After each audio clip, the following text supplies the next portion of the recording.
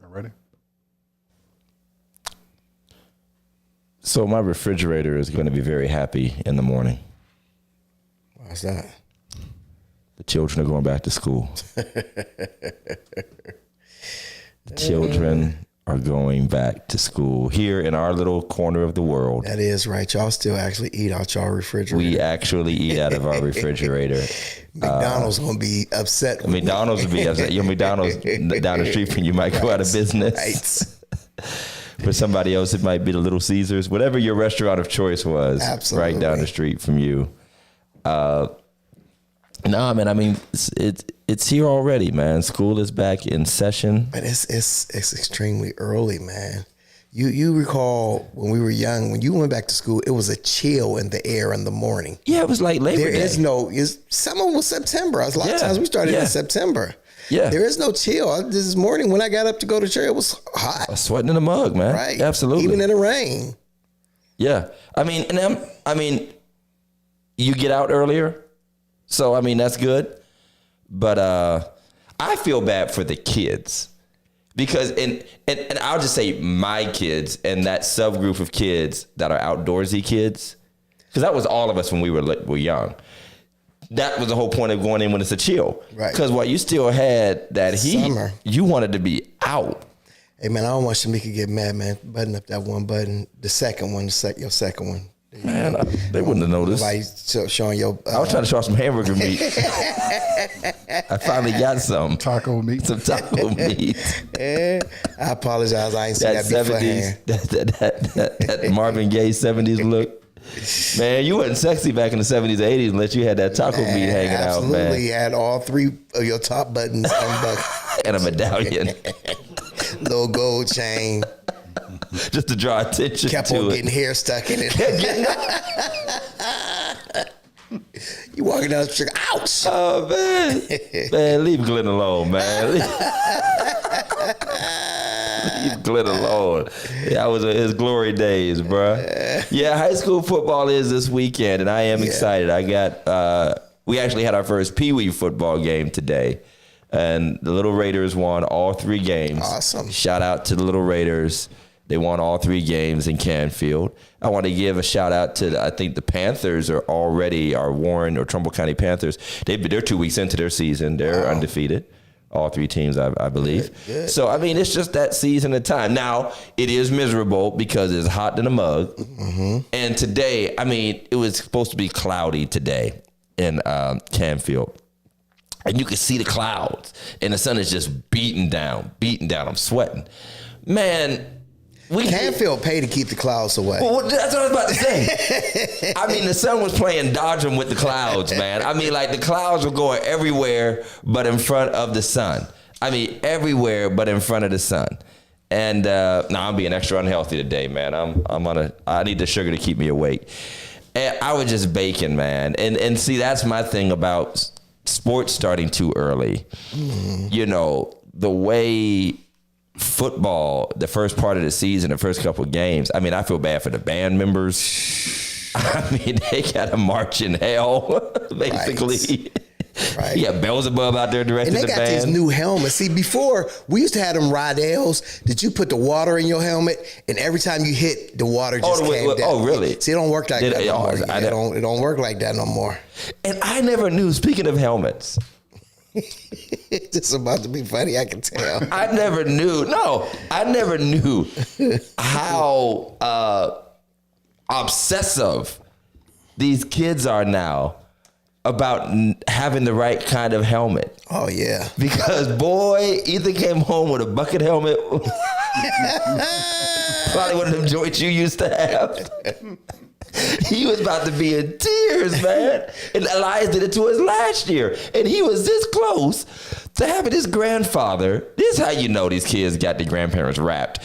to go to Dick's and order one of these $300 helmets just so he could have one of them Speed Flex helmet things because he didn't want a bucket helmet. You gotta look fly. His coach found him one. But Alfie said it best. Our brother, elder, now Pastor Alfie Birch, by the way, congratulations. He was installed or appointed as a pastor of the anointed St. James Church of God in Christ in Youngstown.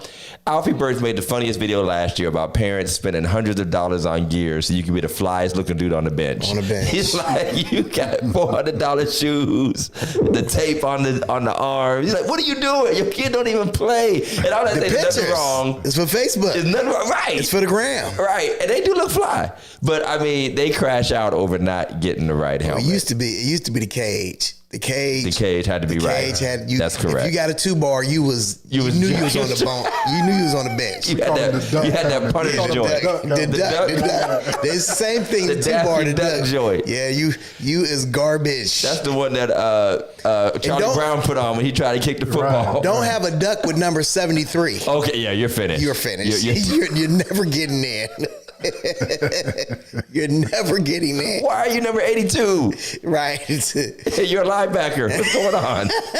What's going on? But I mean, at number 87, talk about, man, I'm second half. I'm second team fullback. No, you ain't. Right. It is torture, man, and I believe this about all youth sports because I'm going into my 10th year with my children of youth sports now. 10 years, a decade of this. I need to go, apologize to my father because he went through this with 6 boys. Wow. 6 boys. Mm-hmm. And 2 is enough for me. But I'm going to just say this. Youth sports in the year 2025 stinks. I mean, the atmosphere is generally toxic in some way or another. Everybody's overbearing and overdoing it. I'm surprised thank God for kids, because they manage to enjoy themselves no matter what. They really do. They manage to enjoy themselves no matter what. But the parents, the screaming, the arguing over calls, the refs are obviously, drunks who are just need another $75. And I mean, funny, they really, Jason was a duck guy with 57. Yep. You were the one. Confession is good for the soul, Jason. He said number 57 in 1988. You know what's crazy? Hello, Monday Radio. What's crazy, man, is I won a, what is them things called? Nintendo Switch. Yeah. I won a Nintendo Switch. To replace the one that's stole downstairs. Right. I won a Nintendo Switch because I bought a ticket off of John Michael for the Little Leopards. Oh, okay, yeah. So I had to go to the field to pick it up. It's liberty. It's liberty. I'm thinking this is going to be a all Caucasian team. Bruh, the whole cheerleading squad was Beyonce and Liberty is North Youngstown. Boardman is South Youngstown. Just admit it. Liberty is North Youngstown. Boardman is South Youngstown. I looked at the team and it was like, it's all of us. It was completely my brother. I was like, yes, I'll never forget. Hey, I can tell it now. He's with the Jesus now.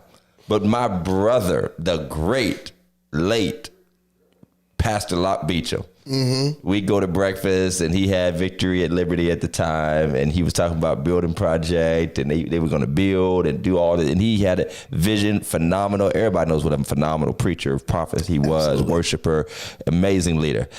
I was one like, bruh, I seen them ninjas y'all got out there.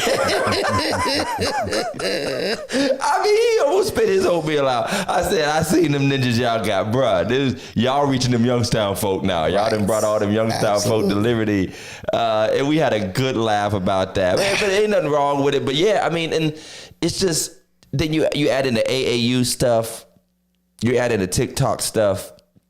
Then you got a bunch of folk wish that they were, wish they were still on the field. Yeah. Some are has-beens.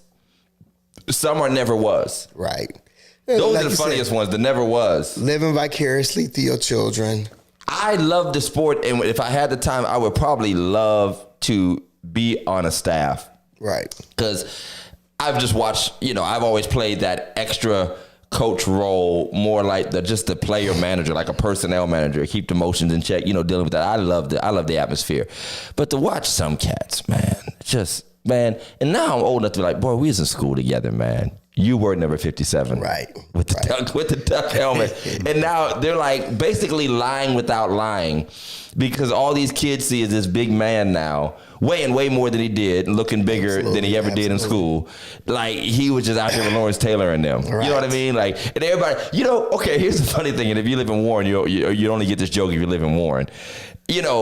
Just like every old person in church swear they marched with Dr. Martin Luther King. Mm-hmm.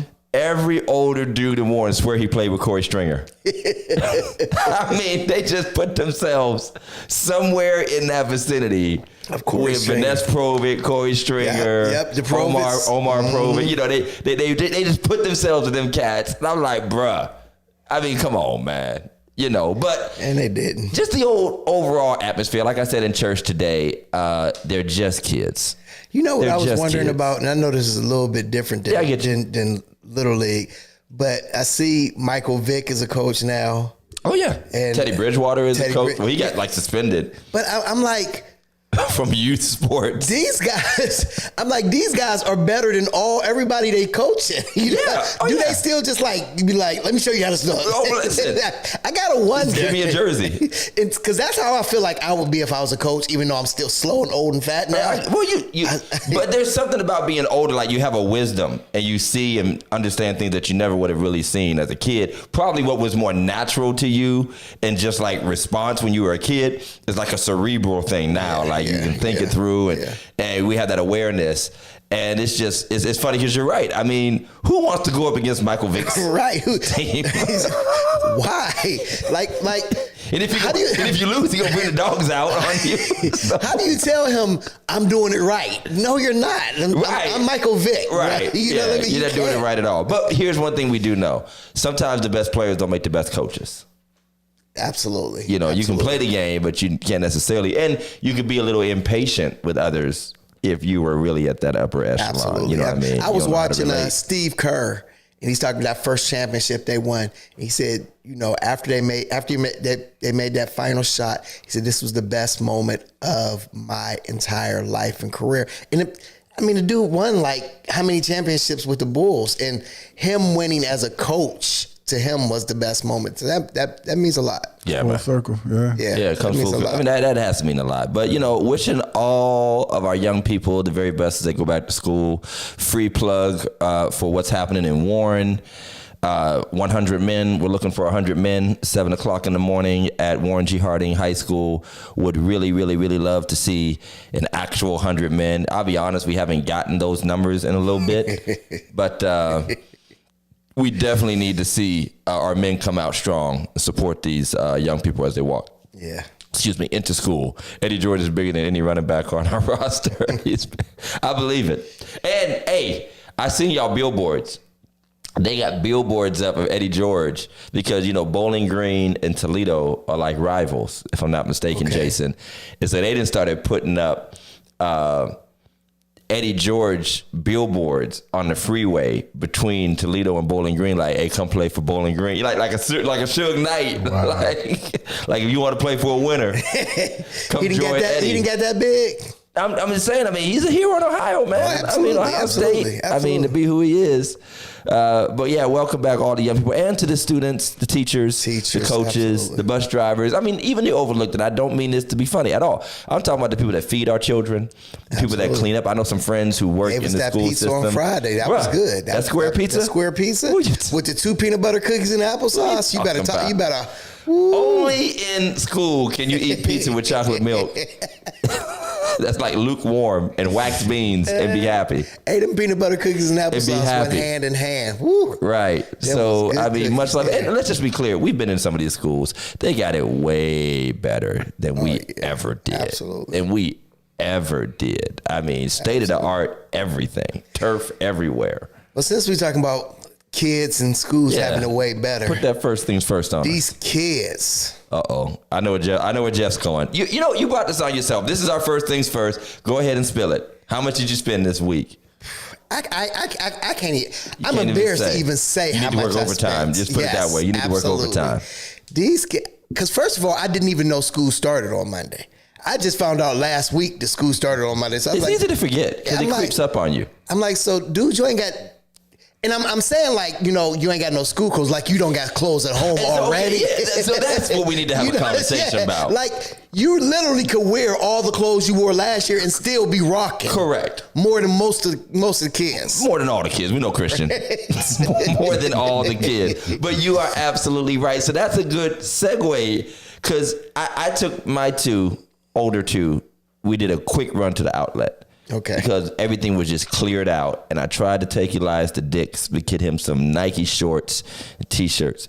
These joints were like $45 for a T-shirt, $55 starting at shorts. I was like, nope. And I hate to tell my kids, no. I'm like, nope, I'm just not doing it. Right. And we went up the road to Aurora Farms, which is kind of a ghost town these days, but they still have the Nike store. Right. And, you know, the 2 for $30 joints, you know, I can live with that. I can live with the 2 for $30 T-shirts and the, you know, whatever. Of course, London is London. I mean, she wants some stuff, you know, and she's more of a bargain shopper, you know, wonderful. But you go all out, and I'll just say it's not like a money thing for me. To me, I don't think school shopping is what it once was for 2 reasons.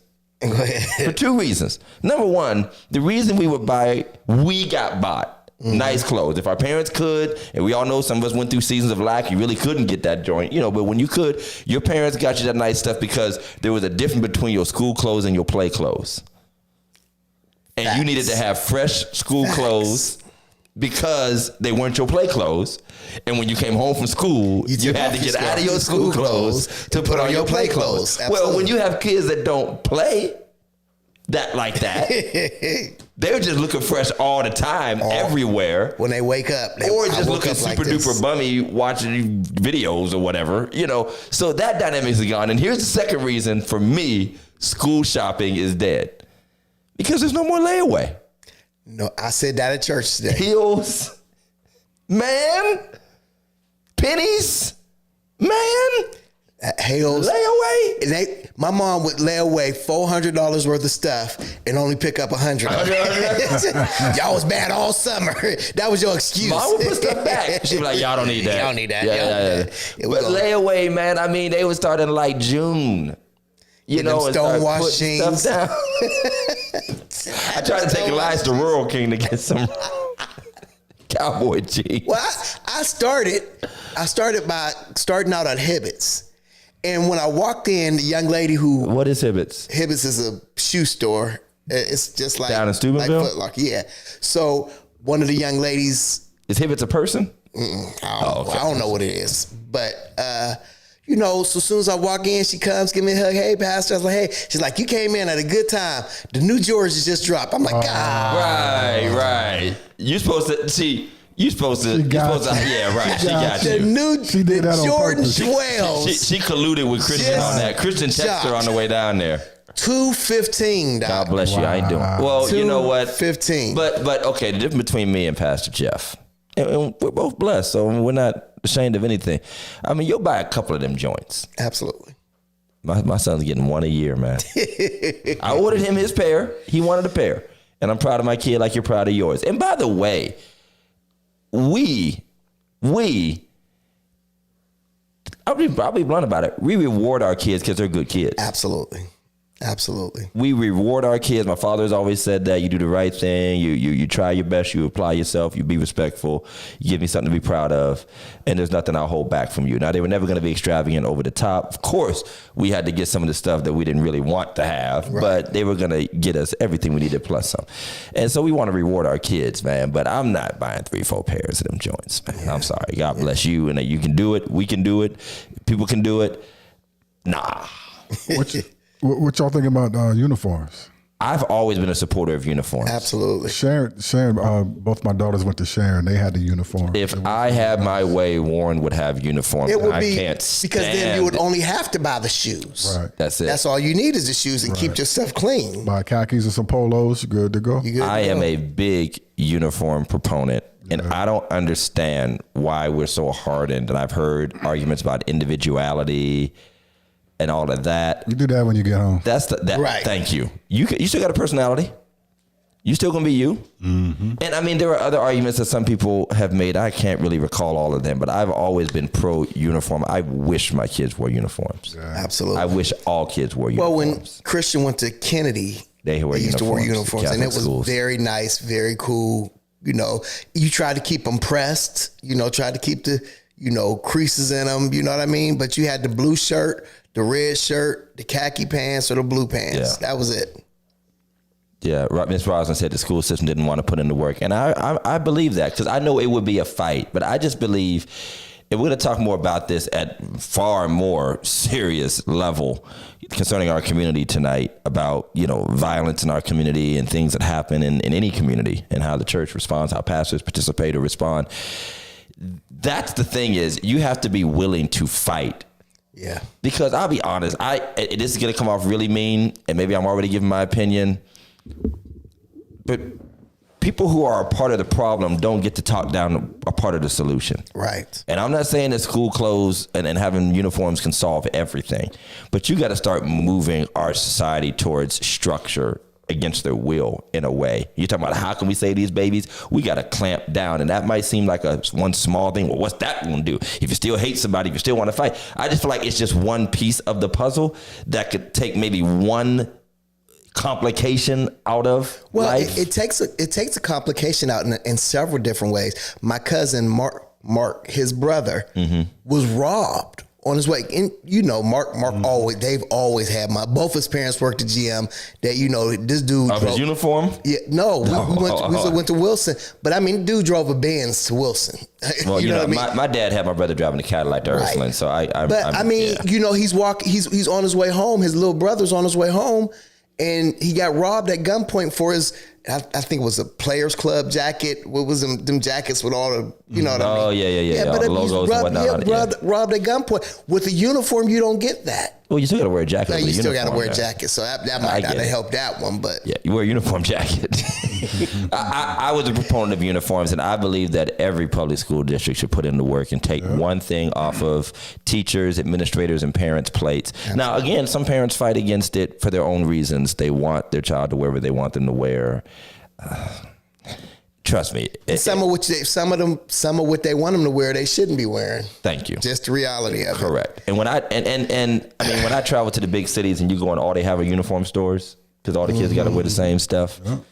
I mean, that's all you see, and it identifies the kids, including if you're a little bigger, it might look grown, whether you're male or female.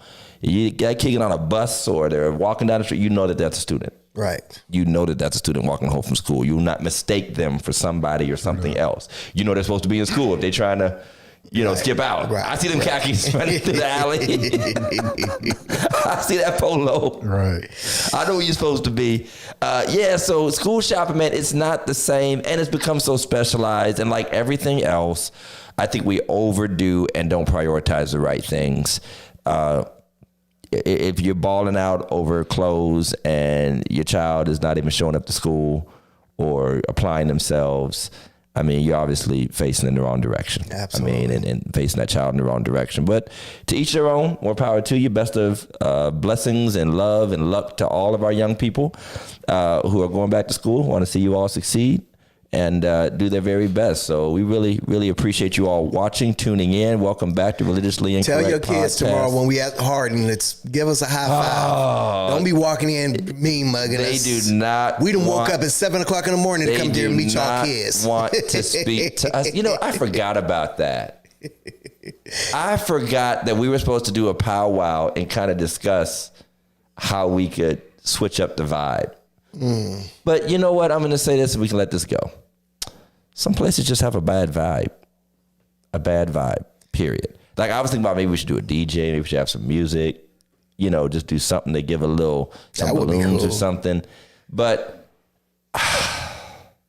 and I will say, and I've said it to the men, don't force, especially ladies. Yeah. Don't force young ladies to look you in the eye, because you never know where somebody's coming from or going through.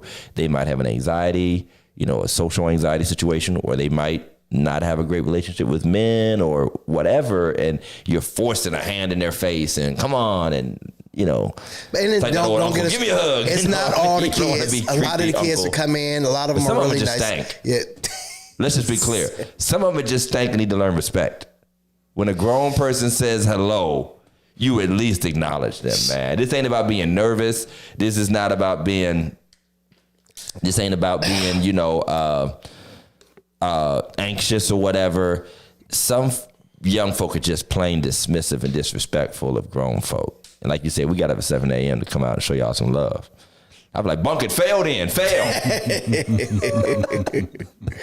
Nah, I'm kidding. See y'all at 7 a.m., man. Besides, parents were upset with me because I wasn't impressed by the new clothes. How many books did he? Thank you. How many books did he read this summer? That's what I'm talking about. Read to these kids. Make them do something serious. That's a He serious. did that prayer today. Messiah is killing it. I heard him praying in the back last month when he prayed for the children before they came out to sing. And I'm like, bruh, man is going in. Yeah. I say he's going in. I'm real proud of him. Amen. So, y'all, let's just do our regular segment first. I want to do our regular segment, meme of the week first. Sure. All right, let's do meme of the week first, and after we acknowledge our sponsor, we'll do our new segment. We got a little new segment, so y'all stay tuned. Make sure you like, you share, you tag somebody, tell them Religiously Incorrect is live and in effect right now. But right now it's time for meme of the week. Meme of the week. Meme of the week. Welcome to Religiously Incorrect, ladies and gentlemen. Meme of the week. Meme of the week. Thank you. Send us your memes of the week. Meme of the week. Meme of the week. We are, these are all jokes. We are just playing. All right, so I'm not even sure why this is funny to me. I don't even know if it's a meme. It was just a clip I came across, and I guess the only way I can describe it as dude is doing too much. Okay. That too much choir member. And there's a couple of things you might notice about this too much choir member, you know. So, you know, play the video.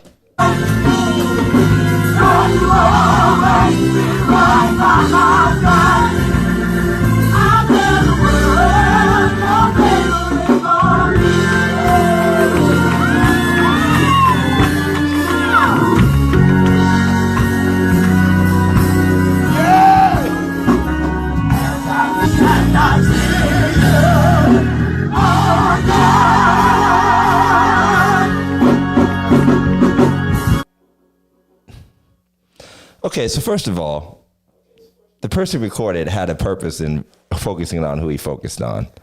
Was that a I saw perm? two of them doing too much. Yeah, it was two of them But doing too much. The one had the taco meat coming out. The Ghost of Marvin Gaye. Ghost of Marvin Gaye is joining the They're out there choir. looking like Terrence Howard. Terrence Howard from Empire. And the other one. I mean, what's going on anymore? I mean, I don't even know why it's a meme. He was expressing himself. Was he expressing himself? He was expressing What's up with the himself. screaming between verses and stuff too? What are we doing there? He ad-libbing. He ad-libbing. Too much. Mess. Too much. I mean, but kudos to his hairdresser, though. Hey, curls was popping. That vibrato. Not vibrato, Rashad. What's up, Rashad? Good to hear from you. Not that vibrato. Every choir director wants that vibrato. Go ahead and give that hard throat on it. Give it to him. I don't know. He's like Morris Day. Morris Day. That's hilarious. That's hilarious, Brother Bryant. That's good. Yeah, I mean, I always say let church folk enjoy themselves. That's their world. That's what they do. You just see his T-shirt, no worries. Yeah, no worries. Yeah, Hakuna Matata. I mean, let him have it. He killed it. They killed You it. ever have that too much choir come to your church and you just have to sit back and grin and bear it when there's just like a lot going on? You know, Too much choir. It's a couple of those. That Yeah. too much gospel choir. Yeah. It's like, all right. Just stop. Just Yeah. And sometimes people enjoy it, but then once again, I'm like, I will forever be a proponent of just bring back the choir robes and Bring back the choir robes. Let them have at Choir it. robes. Yeah. Choir robes can't do nothing about that hair, though. You can't choir robe that. Yo. Jungle Love. I'm never gonna look at that video the same now. Not with Moore's Day in the choir now. He got saved. All right, y'all. So we want to thank our sponsors, Annex Events. If you need anything, and I do mean anything, related to an event for you, your family, a celebration you got going on, I want to make sure that you call our people at Annex Events. They are the best. I don't care if it's chairs, tables, decorations, setup, tear down. They make the work easy so that you don't have to do it. Give them a call at 330-979-2909 or visit Annex Events online at their website. I'm telling you, we are satisfied customers at Second Baptist Church. I'm not just a spokesperson. I'm a customer also, and we're satisfied, so we want you to check them out. And trust me, you will not be disappointed. Mention Religiously Incorrect when you give them a call, and they'll give you 10% off your first event order with them. Check out Annex Events, locally owned and operated right here in the Mahoning Valley. Thank you so much for being a sponsor of Religiously Incorrect. So Listen, before you do that, Go ahead. since this is our show, I guess I can just add You this can do whatever little, you want. little promotion in anyway. Promote yourself. Listen, if you are a golfer, please give me a call. Please give me a call. Join me in the sand trap. We are looking for teams for our Action annual golf outing. So we need 4 people. I don't even remember how much it is, but give me a call. I'll get you the number. I think they're $400 for a foursome. Yeah, it is. I know $100 it's a golfer. September. So it's coming up September 5th, Friday, yeah. September 5th. Yep. So Golf Scramble is going to be fire. Listen, if you are a horrible golfer, it don't matter. join me. We'll lose. I'll just buy a bunch of cheap balls from Walmart. We'll just lose them all in the woods and in the water. Absolutely. It's all about having a good time. That's what it's fun. You're going to be well fed. You're going to That's support it. a great cause, Action of the Mahoning Valley. You know, we have phenomenal organizing efforts. We brought on our friend Pastor Shane Russo Yes. on the team. So get ready for a lot of cussing and A lot of holy cussing. dropping some Carletta, do you F-bombs. golf? Listen. Come on, Carletta. Everybody, come on Get your out. team together. Get your team together. But yeah, come on out to the golf outing. We'd love to have you. So this segment we call, and we've been talking about doing this for a while. It's going to be our first go around. I call it Amen or Nah. And this is our new logo for Amen or Nah. In other words, we're going to look at a video, a picture, a concept, a principle that has been put out there. It could be a preacher preaching a point. It could be, and tonight, it's something that showed up on my Facebook feed multiple times through multiple people that sort of promoted a certain concept or belief. And our job, because we are still Christian preachers, we're not just jokesters on a podcast. Absolutely. We are actual ministers of the gospel. We do a little something. A little something here On and there. Sunday Little mornings. hoopy hoop. You know what I mean? Little hoopy hoop. We put them on the cross and take them down. We put them on the cross, take them back down, get them out of the grave, walk on a few pews. But we're going to play it and then see if it's something we can agree with or something that we would disagree with. And we call it Amen or Nah. So let's put the picture up and we're going to read it off. And this came up on my Facebook feed and I only used a part of it. But this post stated from a person, and apparently it was from a book, that these are demons attached to zodiac signs. Lord have mercy. There are demons attached. We're going to get in so much trouble for this. I know, right? To zodiac signs.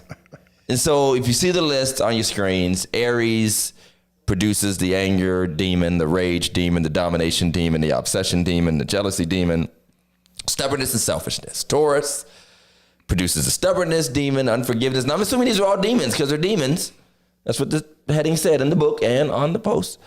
Laziness, gluttony, resentment. We're going to end up being like actual religious correct. That's what we're going to end up being. We're going to be religiously correct. That's what's going to end up happening.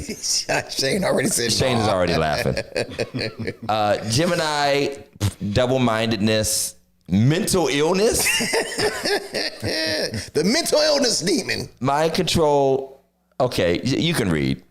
So Jeff, amen or nah, and why? Well, let's start off with my zodiac sign, which put that back up real quick. What is yours? My zodiac sign is a Taurus. Okay. First of all, I am nowhere near stubborn. Shane's cussing already. Second of all, I forgive everybody and anything. Third of all, I got 3 jobs, so I can't be lazy. Right. Now the gluttony, But maybe it's only if you claim. Do you claim Taurus? Like walk around telling people I'm a Taurus? No, I think the point is if you identify. And with really it. put yourself. Well, first of in all, the why mode are of you it. identifying with it? Well, What for? So I'll say nah. And I'm not saying nah because I believe in zodiac signs or following astrology as a guide for life or identifying, because in that system, I would be a Gemini, supposedly. And there have been people, and I'm sure you've gotten it too. People always get it. People tell you what you are, or when you say when you were born, or you're a Gemini, oh, that's why you are the way you're such and such. They go into all that kind of stuff. We didn't put the whole list up past the kid. It was too small to read, so we just they had all of them. They said, Pastor Kid, they said the Scorpio got the demon of old DJs. Not the 80s soft rock demon. Yeah, The yacht rock demon. Pastor Kid will throw up that DJ picture in a minute. Yeah, Pastor Kid. Yeah, you know he was smoking doobies when he was a DJ. You can't convince me otherwise. I got the demon of mental illness. Right. Okay, but here's my thing. I do not believe, and I'll be honest, I actually firmly preach against whenever the subject comes up or I'm preaching along those lines. I just don't bring stuff up for my health. I do not affirm, believe in, or believe that believers should in any way seriously indulge the whole zodiac thing. Right. Identifying themselves, exploring or connecting with themselves or trying to behave according to those definitions. I don't believe in it. But at the same part, there is nothing that says that in particular means that and I know people will say you're opening yourself up to demons. Yeah. I say you will open yourself up to misplaced belief. That's what I would say. You'd open yourself up to misplaced and misaligned belief. Very much so. And you're sort of starting to guide your life based off of what those supposed definitions are. But I will also say this. Number one, we really overdo it with the demon stuff. And I saw a really great video, and I can't say I agree with all of it because it kind of got into the weeds in some ways that I could not agree. But it has become a problem in the church that we talk and explore and study demons almost way more than God. Absolutely. And righteousness and angels and things that are positive about spirituality, spiritual warfare. Secondly, I'm not a fan of all these names of demons where we just cherry pick scripture, sometimes cut them in half, slice them up, dice them up, and then say, okay, this is a serpent or this is we just really do that thing. And here's the third thing. Everything that's listed on that list, put it back up for a second, Mike. Paul, we're going to be religiously correct. Paul lists all these things. Right. Paul lists all these things. Mm-hmm. And he does not call them demons. He calls them the work of the flesh. Right. He calls them works of the flesh, people who are not going after the spirit. And I'm not saying that the flesh is godly or anything, but I don't think it rises to the level of demonic. I think it rises to the level of human will trying to have its way. And I just feel like while some people might find inspiration in that, it's dangerous, maybe as dangerous as it is chasing after astrology and zodiac signs for your identity and beliefs and doctrine.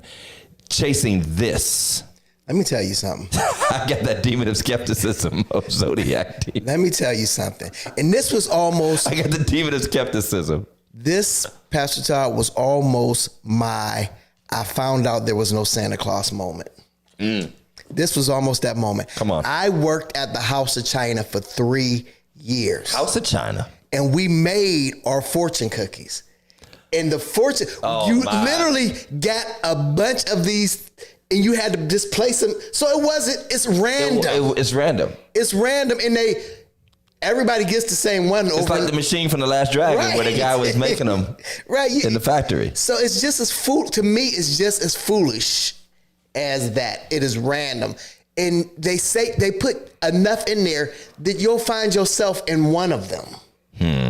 You'll find that's why all of them got more than one, unforgiving, this. It's almost like somebody prophesying a million things to you. And one of them's going to stick. One of them's going to stick. Yeah. I mean, I agree with you 1,000%. You got an L in your name. I hope somebody does in this room. Some of y'all got 3 names. Your knee hurt. We're all over the age of 70. All of our knees hurt. What are you talking about? To those, and to Pastor Tatum's point, and Bryant said a little something. Bryant spoke to it, but Tatum said something earlier about, as a mental health counselor, Blood is saying take their computer. And the church has done much damage by assigning mental and emotional struggles to demonic activity. Yes, he did. And to Jameson's point, do I think some forms of mental illness can manifest into demons? I think it's kind of the opposite. The opposite is true. I think that if a person has engaged, and I believe the spirit realm is real. Absolutely. I believe that demons are real. I don't believe the church should play games. Right. And make up theories and things that people are quick to, as Scott said, blame demons so that they don't have to take responsibility. Yes. Absolutely.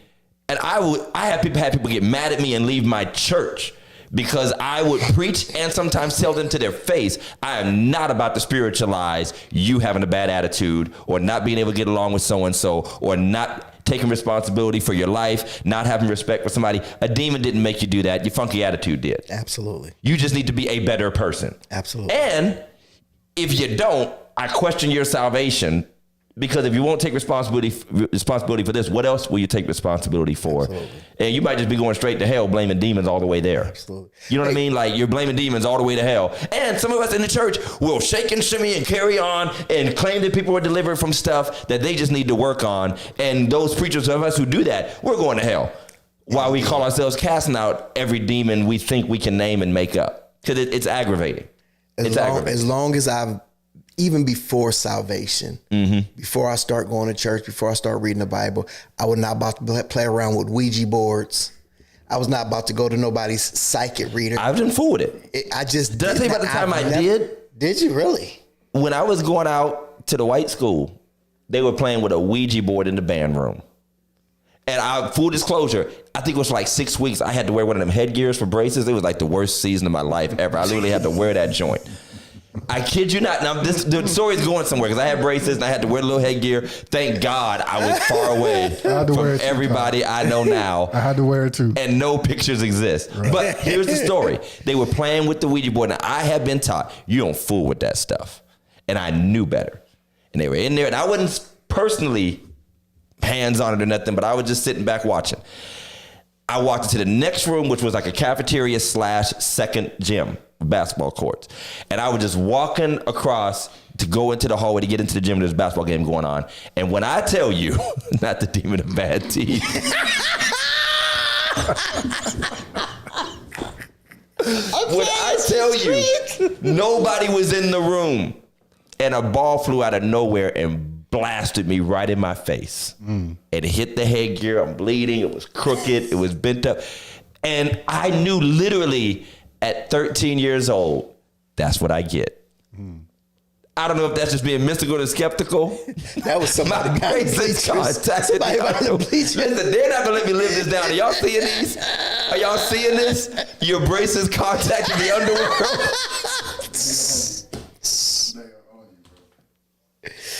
Thank you, SR. Enough vagueness talk can reach anyone. You're absolutely right. Anyone can fit a word at some point in time in their life. And we do. We force it. We force it. There have been times when I felt convicted. Now, here's what I will say, because preaching sometimes can sound a lot like fortune cookies. Well. And a lot like horoscopes. You're right. But Now I become more cautious and I will just stop, be like, this ain't for everybody, because some of y'all just need to fix such and such. You might be hearing me talk about a blessing or this, that, or the other, or the other people hurt you or whatever. Nah, some of y'all did it to yourself, and you need to get that straight, get that right, because I'm not about to let you walk out of here with some delusion that is all, some God's going to do this and you don't have to have any responsibility. You don't have to do right. You don't have to whatever. There's no heaven, no hell, that whole jazz. I'm not doing that. So we're responsible, but the people are responsible too, because everything ain't for you. And I don't care who or what you're listening to, what horoscope you're reading, what preacher you're listening to. Man, some of y'all just in the pews lying to yourself because you know it ain't for you and you just need to get right. And ain't no blessings coming your way. You're not a victim. You're not overcoming nothing but yourself. You know what I mean? Like, you just got to pull back from that. And we have to be careful we don't fall into that. So I say nah. Your problem is you woke up next to your mistake this morning. That's your problem. And won't face it. So I say nah. I say big fat nah. I say no. And I would tell people to, be very cautious with that. Please. Be very cautious with that. Please. At least, do they still put, they used to have them Saturday morning in the mini page. Do they still got that on the horoscopes paper? and stuff? Yeah, the horoscopes. Yeah, the stuff's still out there. It's in there daily, ain't it? Yeah. Oh, I ain't know. Some people live by 'em. And I'll tell you, Scott is absolutely right. Demons are real. I believe demons give people supernatural powers. Rosalind was just talking about it. I don't believe Christians should be fooling with it. I think we need to exercise spiritual discipline, personal discipline, and stick with the Bible. And if you notice, there were no scriptures on any of that. No scriptures on any of that. So I hope you guys like the segment. We probably spent a lot longer time than we want to. Next time we'll put like a clock on ourselves and it'll be like a 5-minute segment. We got 5 minutes to give our position. I think that'd be probably the fairer thing to do. We'll figure it out. It was the first one. So. It was the first one, yeah. It was fun. We had time to burn. We had time to burn. So for the last little part of and this is not the second half, so that Scott doesn't go crazy. This is not the second half of the show, but I guess you could say the last portion of the show.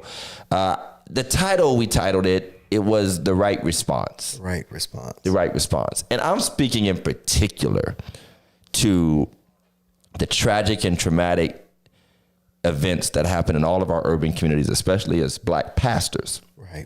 We have a front row seat to tragedies, acts of violence, homicides, and other behaviors and, things that are just plain destructive, man. To the entire community. And what is, I guess, in 2025, because we had a spate here in our hometown, and the commentary just goes and goes and goes. And all of us are a part of it in some way or another. What is the right response? Is it the same as it once was? In times past, when there were spates of violence, you called upon the clergy. They would often lead the way in a variety of ways. I mean, you start off with your base, like praying for peace and offering support, counseling to those, to everything from working with public officials. All right. Trying to mediate gangs. I mean, anything you can think of. I mean, we've seen it in big cities, small cities, man. Do you think that the game has changed in a way that we in clergy, and I'm very willing to admit we could be so, that we're just not really up to speed, or maybe the world has shifted around us, or the culture, the community has even changed around us so much that we're just not relevant in the same way that we once were in addressing these types of things? I don't feel that we're not relevant or responsible. Rabbi Abraham Heschel said, in a free world or a free society, some are guilty, but all are responsible. I think we all have a responsibility when it comes to these acts of violence. One of the things I looked at, even as I read our mayor's response to what happened and how the predators were apprehended based upon people speaking up. Okay. And one of the things what really irritates my soul is that people just feel like, you know what I'm saying? That whole I ain't snitching is absolutely asinine to me. Right. Listen, here's a snitch is if me and you go rob a bank, you get caught, I don't. You say Jeff was there too. Right. A snitch is not me sitting at home. Like selling out your crime partner, Right. basically. A snitch is not me sitting at home watching somebody break in my next door neighbor's house and me not calling the police because I'm Right. saying this ain't my problem. I ain't got nothing to do with it. Right. No, it is your problem. It is our responsibility because if they broke in their house, when you go on, yours probably gonna be next. So is it our responsibility when you talk about it's not, we're not all guilty, but we're all responsible in a way, to preach that collective responsibility, to sort of think it affirm is. that. Yes. But what do you do if that's like an unpopular view? Because I mean, a lot of people will say, man, y'all preachers, y'all right in with everybody else. You right up in there, and we know that's the view. That's the prevailing is viewpoint right prevailing now. view. You know, we're all a bunch of But see, I think the weak-minded, prevailing view you know. I think the prevailing view is from most people who don't go to church. well, it's most 'Cause you people don't- though. Right, but you don't even see they don't see you walking the neighborhoods. They don't see me They see going. it. Some of them don't. Some I think of them they really do. don't. I think they see if you're out there. I think they see it. I don't think the regard is the same. So what do you do if what you're preaching and teaching is not reaching the people that might need to hear it? Because as you said, most of these people don't go to church. So our connections aren't the same. And maybe they're not meant to be the same because times do change in a way. I'll tell you what, sometimes I just stay out of discussions because somebody out there, I'll give SR a shout out, says things better than I could, and people will hear them in ways that they wouldn't hear me. Right. And so sometimes knowing that I already got a crowd to preach to and I have a certain, approach, and there's folks that will hear me, but there's a whole gang of people that wouldn't for whatever reason. Valid, invalid, doesn't matter. But maybe they'd hear that other guy. Maybe sometimes it's best for me not to stick my nose into that engagement and let that be, but also shine my light where I can, how I can, when I can, to be a support. Sometimes I feel like we try to muscle in too much into every discussion. And I know it feels like, well, clergy should always lead the way. But let's just say, I don't think we have to lead the way, but we should definitely be part of the way. yeah, I agree. I think it is definitely our responsibility, and I think So responsibility to do what? to at Exactly. least be, we always talk about, in community being at the table. I think we need to be at the table because I believe that some of these things, some of the onus is going to fall on us. Half of our churches are based broadly in the communities that are being affected. Correct. And, a lot of these issues that are happening are members, or at least Connected to our members. connected to our You're members. So we still have a responsibility in that. Right. You're right. And I do agree that we have a responsibility in it. We should be at the table, a part of the conversation. Has our approach or the changes in our community necessitated a change in the approach? Because I'll be honest, I don't care if it's some act of violence or whatever. The idea of holding a meeting in the church basement these days, Yeah. and I'm not knocking the well-meaning intention of it. I just worry about the overall effect and impact of it. What does it accomplish ultimately with the people who are most affected? Right.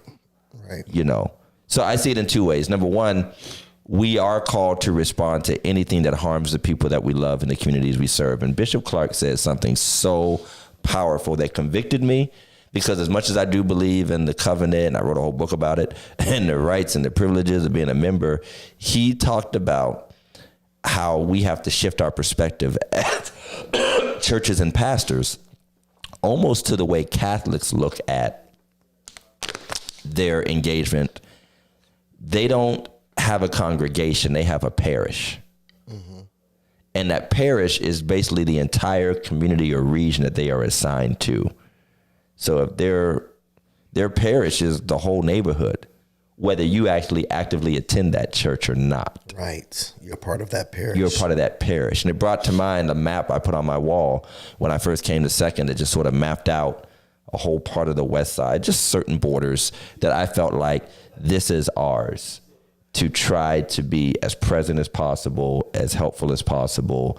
To just, of all the people that we reach, we definitely want to hone in because it is right here in this locality, and not displacing or replacing or pretending that other churches don't exist. But we definitely want to be a part of the major presence that exists right here. And so I do think that you have to have like a parish mentality. And that's a struggle for us, and we're being honest. Because some of us just got here and we haven't been at this for 50 years. Right. And the game has changed under our feet. Absolutely. So those that came before us 30, 40 years ago can say everybody was coming to church and you can count on being able to be that voice. You could be the man, da, da, da, da. Well, we're not. But and if it wasn't for social media, we really wouldn't be. Absolutely. But one thing I've watched you preach and say, even to several different clergy members, is whether, like you talked about, holding these meetings down in the church basements. Well, even though we can hold these prayer meetings down in church basements and we can hold these community meetings, but there's a whole nother meeting taking place downtown that we're not showing up for. Right. There's a whole nother meeting taking place at city council that really has the power, means and the power to do some of this, to make some of this stuff stop. But if we're not showing up, and all of a sudden now when a situation takes place or violence takes place, we say we're gonna hold this community meeting at the church. Well, these people have been talking about this for the last 3 months. Right. These people know about the store that needs closed down. These people understand hot spots in the community. the hot spots in the community. Right. We need to be there. And, a part of the sobering, and I think it's actually good in a way. It's good that the church and the preacher are not the automatic go-to for everybody anymore, because sometimes that produced a false comfort and a false sense of importance for people who really didn't have the answers, the methods, and sometimes didn't even have the heart to genuinely pursue these things. So now we have to be more intentional, and it's more of a challenge and a good one in a way. And as Tiffany said, there are some people who have different gifts. Like some are called to just be present and be there and be a support. Some are called to speak out. Now, I'll be honest, in this world of like constant critique and clapback and commentary, even speaking out is a liability as a community leader or a pastor, especially. Because if you speak out, I got it immediately. I was in a whole other state when we had this last shooting in our hometown. The young girl was injured. And I did what I thought. First of all, I'm a councilman and I'm a pastor. Everybody knows that. So you at least offer a public statement of support, outrage, whatever, And I kind of saw the sideways comments coming. What's that going to do? Well, what's your statement going to do? Now, it's like damned if you do, damned if you don't, because if you don't say nothing, then it's the preacher don't care. Right. But it's like, it happened. I can't be there to prevent it from happening. I wasn't there when it happened. It's like you're trying to show the concern for the community, let them know that you're praying for the persons. But I think, do you believe this ultra critical and I call it a clapback society, this clapback culture we have, where everybody's commenting, critiquing, clapbacking everything, second guessing everything, do you think that undermines our ability? And I think some people have shrunk down from speaking because they don't want to be in those crosshairs. Right. I genuinely feel, and after a couple of incidents of community, I sat back and said, that's why all the other preachers are quiet, because they don't want to be a part of this mess. Because you can't say nothing. And I know people are like, you just don't want to be questioned or you just can't be checked. I'm like, that's not the point. It's like, it's not fruitful, because at the end of the day, the person's still dead. Perpetrators are still out there. Community's still broken. And now we're just mad at what was said, not said, didn't do any, Is it almost impossible now? Has our culture become too toxic for us to even address these things as ministers openly? It's definitely toxic. There's definitely a bit of toxicity, but I think that many of those who are clapping back are doing the least. And that's the sad part about it, because it's easy to talk big and bad over social media. Right. It's easy to talk about what somebody should do and what somebody shouldn't do. You know, I always use the illustration of the commentator who sits in the booth and in the box up front saying what the running back should be doing, Right, and how right, they right. should have took a left when they should have took a right. Well, you ain't on the field. Right. You haven't never been on the field. You don't know what it feels like to be on the field, but you're always talking about the people who are on the field. Listen, Right. let me do my job. You do yours. And we all have a role. And I mean, I think we somehow miss that we all have a role. And sometimes we could take a more forward facing role. And sometimes we just know there is not much value in a certain situation or context. And here's the other thing. It's impossible to treat every situation equally and give them equal amounts of attention and response. Yeah. And for reasons that are as unique as a snowflake, we don't know why I spoke up about this one and not the one that happened 6 months ago. And they all culminate in the same concern, but it's difficult. Tatum said something, and I kind of want to brush up past her even. She said we live in a duplicitous society. She using them doctorate degree words. Why are you here while being questioned, where are you? Exactly. That's my sermon today. Yeah. Why are you? Yeah, I remember we talked. Yeah. Why are you here? Where are you? And a lot of people are saying people want you to keep your apprentice to yourself. Pastor Harrison. People want total silence. Pastor Holbrook. Outside of preaching, they want you to keep it to yourself. I mean, and I'm not trying to like we're the preaching But victims here's here. the I'm thing, not trying though. to play like victims. No, I got you. But here's the thing. This is what they'll say. We want you to be silent, but then they'll also say, "Where's the church outside the walls?" Right. So you can't have it both ways. We're not just preachers behind the pulpit. And first of all, we're just human beings, residents, husbands, fathers, like everybody else, taxpayers, Indeed. like everybody else. And people tend to look at us. Some people do, and some people don't. I mean, but that kind of comes with the territory, though, right? I mean, I think it does. Comes with I the think it's territory. reached a critical mass of toxicity that has made it impossible. And I think a lot of people in various positions of authority would say the same. Teachers and administrators in schools, law enforcement, and I'm talking about the ones that are trying to do it right. Of course, elected officials, that the rightful disappointment and failures to a degree has created such a toxicity that even the right meaning persons who are trying to do what's actually at their disposal or say what's at their disposal to say just ends up creating more firestorm every single time, and it causes people to shrink back. I really feel like we live in an unmanageable, uncoachable, unshepherdable, unleadable, ungovernable society. Wow. Literally. Citizens can't be governed, students can't be taught, players can't be coached, parishioners can't be pastored, communities can't be led. Like, we've reached that cycle.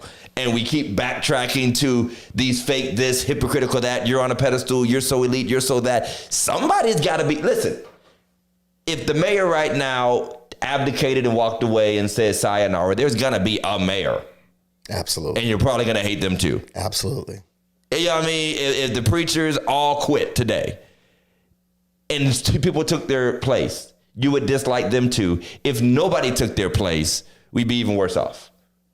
You know, so it's just like, I think we're in an ungovernable situation. Leah asked, when is the community itself to be accountable? If someone, pastor or not, put in the work and present on the front end, they can say what they want on the back end. Thank you. When are we accountable to just say, hey, I can see behaviors right now in a 12-year-old on a football field, and mama and daddy and grandmama are just looking at them. Right. Sometimes older adults are encouraging it. And if we try to step into that, you know, you're discouraging them. You're not this, you're not that. But then pretty soon that 12-year-old becomes a 15-year-old, becomes an 18-year-old, becomes a 22-year-old, becomes a 35-year-old. And we are where we are. I believe that morality is at the root of a lot of our problem, that our message needs to be moral. Right.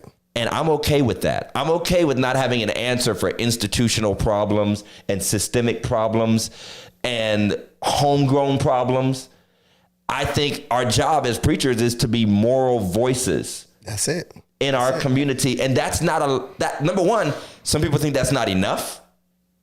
because they literally want us to produce intervention programs and literally be interventionalists and counselors, and a lot that we're just not equipped to be. We were never equipped to be that. And a lot of people, I mean, expecting the pastor to be an interventionalist and a counselor and everything is like literally going to the gas station and expecting to get, Big Macs. Right.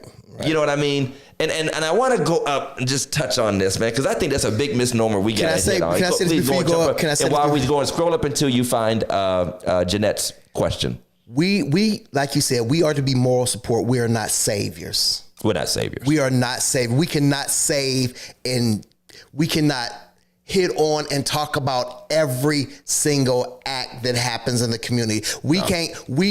We are called to preach and teach on Sunday morning. We cannot be at everybody's party. We cannot make it to everybody's bar mitzvah. We cannot make it to everybody's graduation party. We can't be at it's impossible. Every funeral we have that children. happens. We have to sleep. We have children we have and wives and kids and jobs. We can't be everything to everybody. And to Leah's point, you don't have to put it back up, but to Leah's point about putting in work on the front end, opinions on the back end. We still do occupy a role, even though publicly and socially, you don't always see that respect, like you're on a pedestal all the time from people. Matter of fact, a lot more people might be more prone to like joke, mock, demean, accuse, whatever. But we still see the underbelly of most people's lives. Absolutely. We still, some of the same people, and I'm not saying all the same people, but we still know about the very tragic, traumatic issues, and we've been there. We've done the funerals. We've sat in council. We've had the mothers bring their wayward children to us. We have written the letters on behalf of those that are either going to jail or getting out of jail. We have been there, talking to people about everything from abuse to childhood traumas, and much of it we're not even qualified to talk about, but we've seen it. So when we do start speaking and people say, what right do you have to speak and say what you're saying? First of all, I'm giving you grace by not telling you everything I know. Right. Because it's a part of the preacher's code in a way, just like anybody else, almost like spiritual HIPAA laws. I can't sit here and tell you everything I know, but when I do speak, I'm preaching because it comes out of the amalgamation of everything that I take on and have to hear stories that I wish I'd never heard. Right. Things I've heard about how children are being raised or how they're being treated or exploited, how women have been mistreated, how men come in our offices and cry like babies and then go out on Facebook or in the street and act tough. So when we speak on this stuff, you know what I mean? When we speak on the dependencies that we have, the toxic people in our community, when we speak on how people can let popularity and charity sometimes silence justice within our own community, silence justice. We're not just talking out our necks because we think we're elite and better than people. It's because we're seeing the real pain people are going through. Absolutely. And we're in a unique position to say something, or at least we used to be in a unique position to say something. I want to talk to Jeanette's issue. She says the ages of the victims and the perpetrators is youth that you probably wouldn't see in church. I'm going to stop you right there. Most of these people doing most of the shooting and killing are adults. We do not have I don't want to diminish it. I don't want to diminish it because we have a lot of wayward youth, and youth have lost their lives, and I bury quite a few of them. But this is an adult problem that youth are just a proportional reflection of. Most of the people that got murdered this year would not have been saved if there was a community center open. Absolutely. Community center is not going to save grown men out playing dice in the middle of the night. It's just not. All right. People who have beef, people who are just reckless. And I'm talking about grown men, by the way, reckless with guns, beef, this, that, and the other, whatever it might be. Or just living in fear and popping off because you think somebody's going to get you. These revenge games, these tactics, these are not kids. They might be younger men and younger women, but they're not kids. We do have more than we ever will want to see. And I'm not talking about the innocent victims. I'm talking about gang-banging kids, I guess you want to say it. We have more than we want to see. But there's a lot of grownness here, and we got to start with the grown folk as the parents go. So I used to think, reach the youth, you'll reach the parents. Nah, parents first. Yes, absolutely. And that's what I was going to say, because even the youth, even the youth that we do see acting out, a lot of it is based upon the home that they're in. And we only have so much time So, for instance, to Janet's point, I have long been an encourager of our pastors, and I just said it recently. Let's go where the kids are. Let's go where they can be at. I think that, youth sports, I've encouraged our fellow pastors, and I've gone and done, go where parents of young children are at, doing activities, doing things, because those are the ones that don't normally come to church. Absolutely. And interact and love. And I want to go back up to SR's comment to see what he said. I didn't get a chance to read it. And sometimes just presence. I always say, and presence is powerful. He says talking has been overvalued and typing has been made the way out in the voice of the incompetent. Chuck D said years ago that attention is the new currency. I agree with that. Mm-hmm. It's the actions that have value, but the noise posts that give attention currency. I agree. But you have to remember, quiet presence and interaction, whether you're just talking to some brothers on your porch or whether I'm just going for a walk and you just get to know kids that play with your sons. You just get to know kids. You can easily identify many of the young ones out on these sports teams. Dads aren't in the picture or maybe not a positive male in the picture. You can easily identify they might gravitate towards you. Once again, that doesn't get a button. I can make a selfie out of them and say, look at me with all these kids. Every once in a while we talk about that. And that's positive with the right intention. But most of the time those interactions aren't seen. Absolutely. And I'll just say this, and I don't care if it's from the sanctuary to the streets, from the preacher to the brother just around the way who's just trying to share a little light, little love, little wisdom with the younger one. Just because you don't see it happening doesn't mean it's not happening. Right. And for every time you see a flyer from a church or a post from a guy in the community or whatever, or a young lady in the community about something, they're doing something, they giving their opinion about something, if you think that that's all there is to their life, I don't care who it is, ordained clergy or a dude that got out of jail. If you think that all it is the post or all it is the statement, and some people are just talk. There will always be people who are all just talk. But we live in a community, in a society where we are all interacting and engaging. And I tend to believe there's a lot more positivity and encouragement happening that people don't see. Absolutely. There's a lot more intervention. People are saving other folks' lives and saving them from making bad decisions and speaking a good word into these kids and giving them some wisdom, telling them how the system is not here for them and how to avoid. I'll tell anybody quickly, as a pastor, a councilman, a person that's worked at banks, a person that's worked along law enforcement, quickly tell you the things that I've seen and heard that are try to steer a 14, 15, 16, 17, 18-year-old in the right direction, or that younger man that's still not quite there. And I'll tell them, I know I'm the pastor, you ain't got to believe me, but listen, bruh. If you're putting that out there, man, somebody's reading, the detective's following you. You need to just chill that out. Absolutely. Don't put your family in danger. If there's any way I can help you. But I understand my limitations. Yeah. But I do just feel like when we limit, and I think social media has done a number on us, not just us assuming only words are effective, like, well, if I just post, I care, or if I just post, I'm doing good, or if I just post my opinion.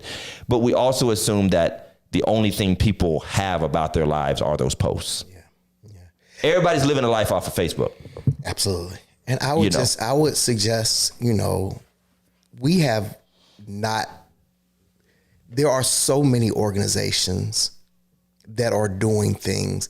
And I just think that's one of the things that for some reason we have never got to be able to do, is just bring a lot of these organizations together and really, whether it's Home for Good, working with those who have just got out the institutions, whether it's CMC who are trying to do the prayer walks, all these different organizations. Do you think it doesn't happen, Pastor Jeff, or do you think maybe what we're looking for is not what's meant to be? Because what I think we're looking for is a display of collaboration instead of a reality of it. Well, that's what I'm saying. Because here's what I'm saying. Yeah, I got you. You can't convince me, because I've been that guy. You can't convince me that if somebody, let's just say, we're action. We're both with action. Right. Action does some things, action doesn't do all things. Right. That we are calling the Home for Goods. We are calling the community volunteer councils for the need that we run into that we can't meet. Right. We might not be doing a Facebook post and a banner and a video about it. and some big collaborative fair. And sometimes it does happen at the Covelli Center and some of these resource fairs, and all that happens over and over again. But I'm constantly saying, well, if you need legal help, call the NAACP. They have lawyers on staff. Yeah. If you have a justice issue, you need somebody to walk beside you on that, why don't you reach out to the Urban League? I'll follow up and make sure he gets back to you. To the best of my ability, that person has responsibility. Whoever I refer them to has responsibility. I think that the collaboration happens. I think this social media world has us seeking after imagery of these things we want to see. We want to see something that we can put a like on. We want to see something that we can say hurrah to. When every day some community leader, organization, church, pastor, or just neighbor is calling some other community leader, pastor, organization, or neighbor to help somebody else out with something. Every day. If somebody calls me, just the other night, a friend of mine, big brother to me, said I work with somebody who's about to be homeless, and without me making a Facebook post or taking a selfie with my friends who work for local missions and homeless shelters and women's battered homes, I'm making phone calls. Yeah. Because, by the way, everything is not publicized. And people are like, y'all ain't doing nothing, you're not doing enough. Don't know everybody, what all we're doing. you have no idea. And by the way, I still believe that in most of your basic forms of charity, most of your basic forms of personal assistance, you're not supposed to walk around talking about, I gave this one a chicken leg. I got this, I paid this one's hotel last night. I made sure that this family had their lights cut back on. The stuff we put on flyers is the stuff that we want the public to show up to. Come to the 100 Men thing. Come to the golf outing. We got free food at Second Baptist. That kind of stuff. But I think that we ignore the fact that everybody everywhere in and out the church, including a whole lot of churches that don't look for or know how to market or find the fanfare, but they get that call too, and they pay people's electric bills, that the people will never admit it, and the church will never speak on it. That's it. Yes, the church will never speak on it. I've been criticized, and every pastor that ever existed has known what it's like to get bashed by somebody they helped. Like, so bruh, often. Literally put you and your whole family up for 3 days at a hotel because your electric wasn't paid. We took care of it. And as soon as you disliked something, you jumped on the bandwagon with somebody else's negativity. Stop lying about me and I won't tell the truth about you. But what I'm saying is, and I give that credit to everybody. I don't think the church are the only people helping folk. I don't think the pastors are the only people that are trying to steer young people in the right direction. So many people are doing so many little things. I don't know who showed up and helped somebody pay for some college kids' books or tried to give a young man a job and make sure they didn't have to do it the dirty way. We'll never know. We'll never know. And so I think we need to start trusting the good in one another. Start there. We can go on about what you posted, I posted, he said, gave a speech, that one's getting, and half of it is, and to SR's point, and let me just be clear about this attention thing before we go, because I really want to talk about this. We're not anti-attention. We are often anti-other folk getting attention. That's the problem. If you're getting all the attention, you're fine with it. If everybody's big up in what you say, you're fine with it. Right. What happens is folks start to watch their page go dry and they watch somebody else, and everybody got a season where everybody's giving you the award for the next 3 years and everybody's liking everything you say in the past. Right. But you're not as anti-attention and recognition as you say you are when it's you. Right. Or somebody you support or somebody you agree with. And you're not, and that thing is, you're not giving yourself that attention.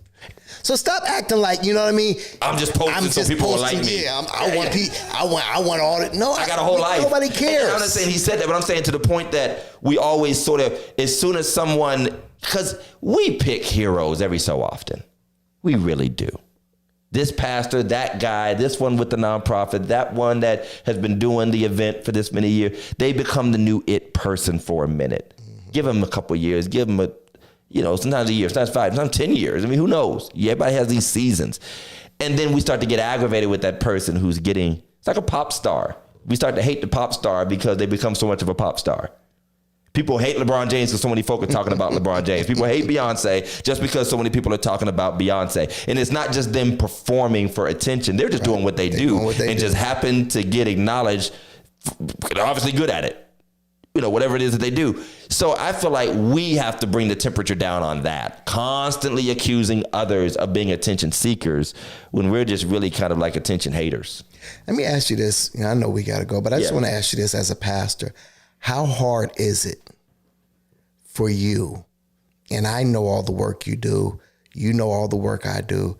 But how hard is it for you or for us as pastors to do all that we can do and to not see the change? And to not, and I mean, It's literally, it's really, it's mentally depressing. It really is. No matter how many prayer rallies, prayer walks, parades, marches, all that, and you could do it on one day and pray earnestly, and the next day there's a Something. shooting. And it could be somebody you had talked to. And I just don't. I want those of you who are listening to understand. This pulls on our heartstrings heavily.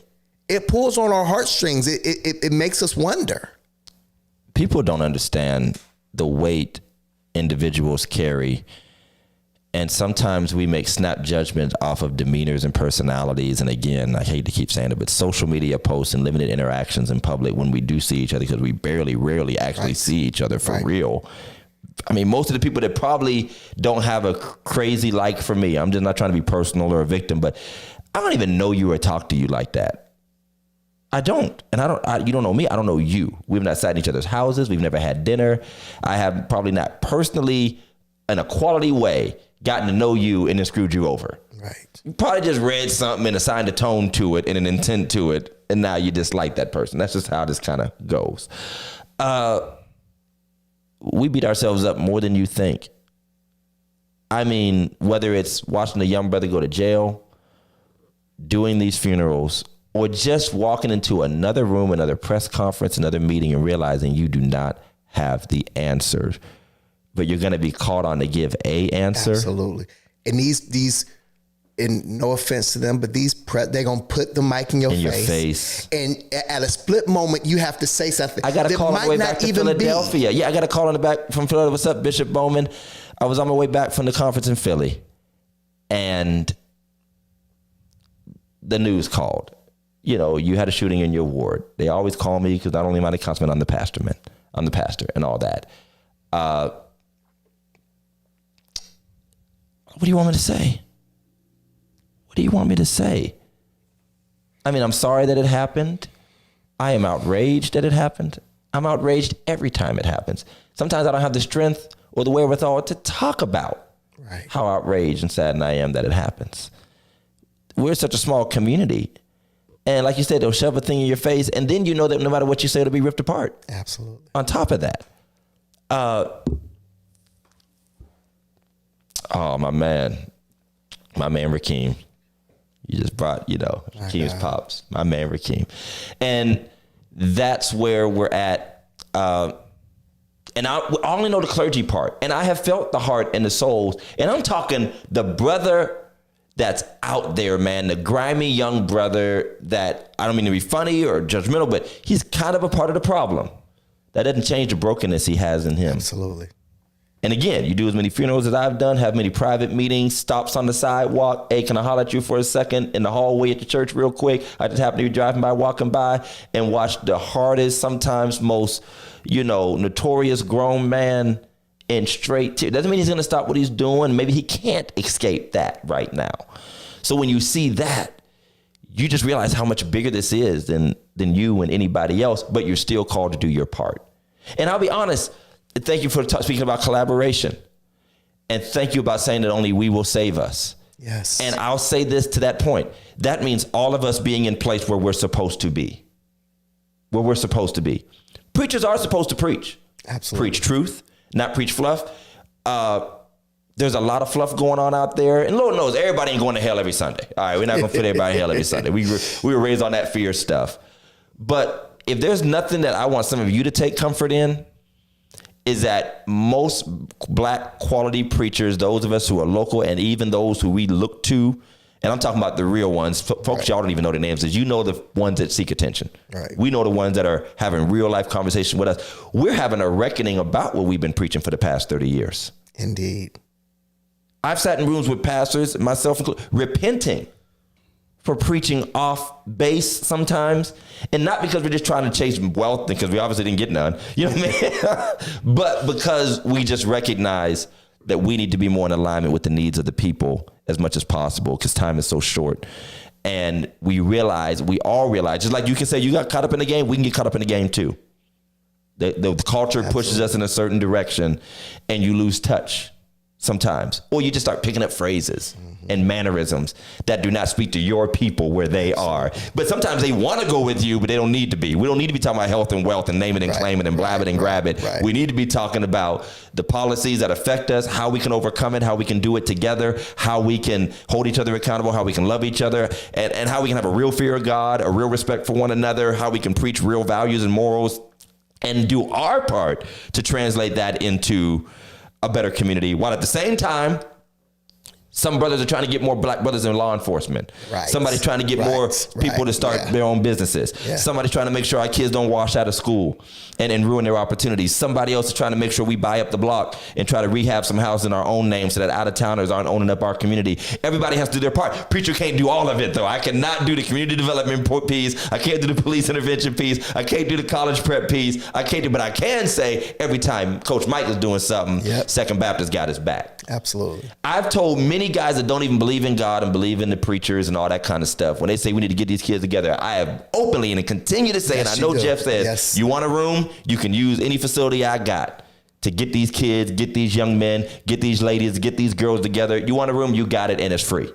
That's what I can offer because I got the real estate. I might not have all the answers, but I got a building. So if you need a safe meeting space, if you need a projector, if you need some free snacks, if you need, a place to be consistent, we just started up our Girl Scouts again off of that. Much needed, because many of these young ladies don't have a resource like that. Yes. So everybody has to be at their post. Everybody. That's, to me, the right response. The right response is not a press conference. It's being at your post. And I would just submit that your post may not be the one who speaks.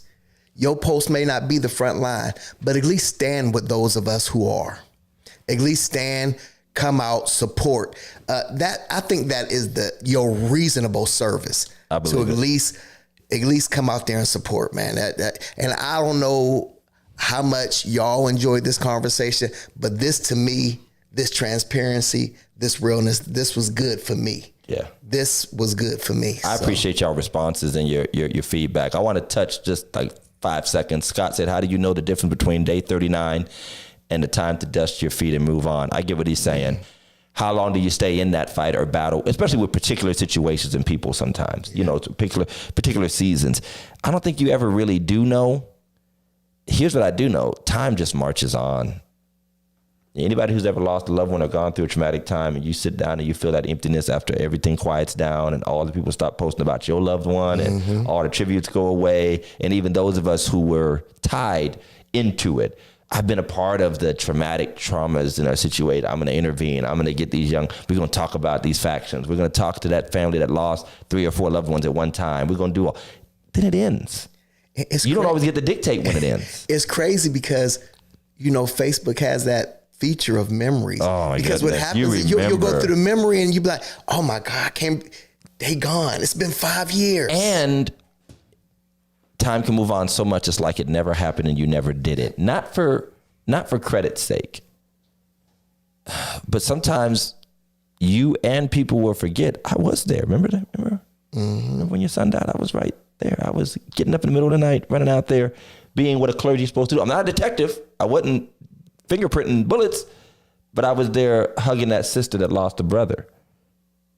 Maybe telling a few young men, just go home, man. Don't go nowhere else. I know you're angry, but please hear me, man. Don't do nothing else.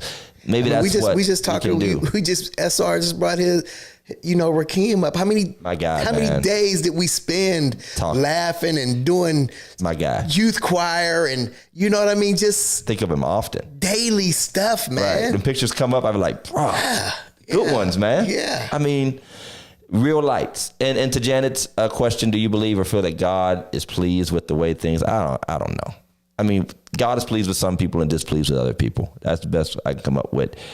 I can't say, he's just mad at all the preachers. Right. Read the Bible. I think the better question would be is, are we pleased with what we're doing? Yeah. Are we at peace with it? Yeah. Are we have we done all that we think we could do? Yeah. Yeah. And there's always more to do. But it seems like everything we're doing is not working. Do we have the wrong expectation for it to work? That's my thing. Because it becomes such an external thing. Like, other people are supposed to do something that will make other people behave differently. That's where I feel like we're at. Systems, churches, governments, we're supposed to do something. When we had this, I mean, I said something and my boy Eddie stole it, kind of stole it from me. We were making the same point, but we were talking about this grass cutting epidemic situation one time when it was just really bad. And we were talking about how do you enforce it? How do you enforce it? How do you enforce it? The fact of the matter is the wrong question. The question is, were we ever built as a system to even deal with this?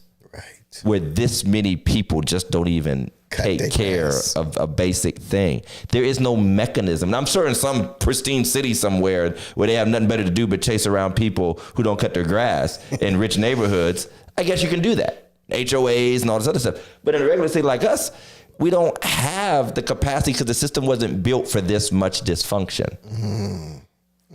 The systems that we have were built on certain, and I don't mean to prolong the night, but here we go.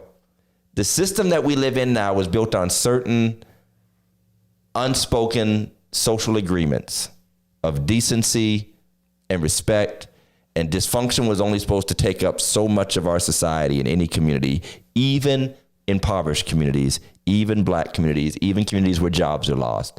Dysfunction and that don't care, got nothing to lose, snap at a moment's notice was only supposed to take up a certain ratio of society. What happens when it overtakes society? It becomes the dominant force. And then we look to systems that were meant to deal with that at a certain level. It's like a levee or a dam that's meant to deal with a certain amount of rainwater until more of it comes. Absolutely. And then we say the levees fail. No, the levees were never built to deal with that much. I'm just worried. Churches were built to deal with church folk. Let's be honest, and save people who were interested in, and then out of that group, you do good works in the world. What happens when most folk aren't coming to church, contributing or trying to live a decent life? Anything you could have built and galvanized, even the best of leaders with the best of hearts, you're working with much less tools. That village, that we talked about, or that our grandparents talked about, I think is dead and not of anybody else's fault. I mean, it's Tiffany would say, "What if the village is retarded?" I believe she would. But I mean, let's just be honest. Let's just be honest. Talked about that. Let's be honest, though, Mike. If your kid, if somebody came and said they whooped your kid because he was running around or threw a rock at a car, you're going to have a fit. Yeah. You're going to have a fit. You ain't going to say, man, that brother was just looking out for me and making sure that, my son didn't go to jail. Man, what you mean you whoop my son or you touch my son? It's a crapshoot. Yes. You might get gratitude. You might get your house shot at. I mean, it's just the way it goes. But I'm sorry, I didn't mean to cut you off, Mike. You said you fear what? I'm just worried because, Trump already sent the National Guard to D.C. He's talking about sending them to New York. He's talking about sending them to Chicago, to L.A. Yeah. We don't want that to happen. I don't want it to happen. And I'll tell you, man, if you don't learn to govern yourself, somebody else will. Absolutely. And again, even when we talk about community policing, we should have our own community police force, which would probably be a disaster. Again, the best policing we can have is self-control, self-respect, self-reliance. Self-control, self-respect, self-reliance. I'm not even going to attach a spiritual conviction to that, like you got to believe in Jesus, because I think there are people that don't have to believe in Jesus to exercise some self-control, self-respect, and pursue self-reliance. And we have to make a collective commitment to that, at least at some measure. And even if you're not an active part or the most positive part of it, here's what I'll say. At least respect the reality of it. You know what I mean? Churches and religions have always been joked about. Yeah. We've always been joked about, and we get it. But there's a different level of toxicity against a religious institution that, hey, man, ain't nothing replacing religion no time soon, especially in the black community. Ain't nothing replacing church no time soon. So when you pull it away or you demean and diminish it altogether, you just lose something, but you don't gain anything. And again, I'm going to go back to it, and I'm going to keep on going back to it. Again, we're not showing up to these city council meetings. One of the reasons we don't have the police to commute, to take or watch over our city is because we have some of the lowest paid police officers. We absolutely do. In the United States. So, I mean, am I going to go out there and put my life on the line as a policeman for $35,000 when I can do it at McDonald's?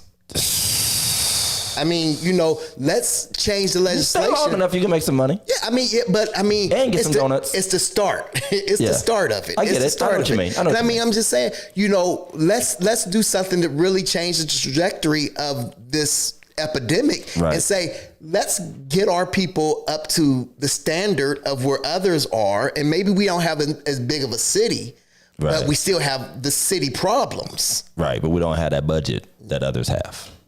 I can tell you that. Right, and I understand it. But y'all, this has been a fruitful one. I joined Pastor Jeff in saying that I've enjoyed the discussion, and I want to say openly, and I know a lot of pastors agree with me, even if they won't say it. If you're doing something positive and good, even if it's just speaking a word in a young man, young lady's life, if you're trying to work and just keep your little corner of the world clean, raise your family. I'm watching y'all send your kids off to college. I'm watching you all, do your best to buy a house, own something, get a little piece of something, Please. Save money, get that pension going, learn how to invest, all the beautiful things. And as Pastor Harrison said, President Harrison said, and I'm making a commitment not to let the negative outweigh the positive. Absolutely. It's too many. I know it's not enough and we like to see more, but we keep worrying about the riffraff. And as Leah said, the unsung heroes, or just the brothers and sisters we see every day celebrating each other. And maybe that's what would help raise the temperature of our community. If more of us who are on the right side weren't on the wrong side with each other and just respect whatever right you're doing where you're at. I don't have an opinion about it. I'm not trying to find some undermining, critical. And if I do, I keep it to myself in a little private group, but I'm not about to be out here like beating somebody up publicly, because we're in a different space of life. And I think this negative world needs more positivity. Absolutely. And the body of Christ is called to be a part of it. Yes. And I've been that young guy, always firing off, always clapping back, always got something to say, where has it really gotten us? I've learned, and I'm still learning. I'm sure there's things I can do much better, and every pastor who has a public face would say that. But it also doesn't help us to hide out and just try not to say nothing. Right. We still are humans. We need to interact as the good humans we are. And especially in the Black community, we need more of this. So I'm grateful for the feedback, the talks, the comments, the questions, the challenges, the debate. I mean, this is what Religiously Incorrect is. So there are no horoscope demons. And if you do go out and buy yourself a house, make sure you have a friend like Pastor Todd or know how to do some things, because carpet gonna need to be took up. Couch is gonna need to be put together. I'm getting publicly called out again. No, man, I love it, man. Appreciate you all. Listen to all of our students, parents, teachers, those of you that sent your kids off to college. There's so many of my friends sending their kids off to college. We'll be doing ours next year, in the next few years. My daughter will be going off. I salute you. I'm praying for you. I don't know the anxiety yet of your child leaving home, striking out on their own. But I appreciate all of you, mothers and fathers, grandparents, guardians, who have prepared your child for the world. Yes. Prepared your child to tackle the challenges of the world, a career, college, military, a trade, whatever. Man, we love it. Men. 7 a.m. Warren G. Harding in Warren. Men. Glenn, wear that yellow suit. Wear that yellow suit, Wear Glenn. that yellow suit. I know how you roll. We know how you roll. Taco meat Glenn. He's going to be out there scaring the kids. All right, y'all. Thanks for watching Religiously Incorrect. Look out for the audio version to be up on all the platforms where you listen to podcasts. Thank you for following us. Like, share, tag, and make sure you tune in next Sunday for Sunday night service. Until then, peace out. Peace, y'all.